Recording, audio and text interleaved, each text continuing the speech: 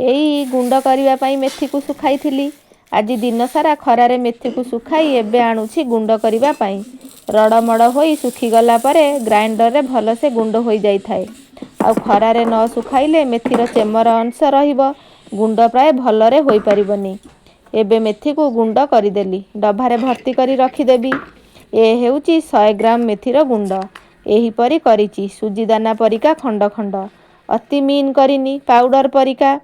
Powder परिका हेले बेसी पिता लागिबो, सुजी दाना परिका हेबा ठीक। आउ एही मेथी गुंड को मु प्रतिदिन सकाळे उषुम पानी रे 1 चामच खाई थाए। प्राय 2 वर्ष हेलानी मु खाउची।